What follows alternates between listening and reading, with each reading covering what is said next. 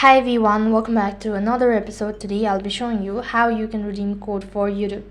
So in order to redeem code for YouTube or to redeem your YouTube premium code, all you have to do is open up your YouTube application first of all. Also make sure that your device is connected to an internet service. Now then, to begin with, click your profile icon from the bottom right hand side corner of your screen.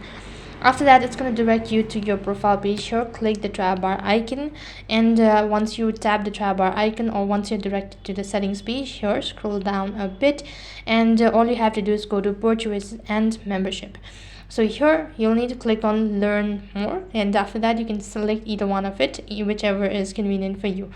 All you have to do is just click on try it for free, and then it's going to ask you to provide in your card details. So for the card details, you'll have to enter in the redemption code.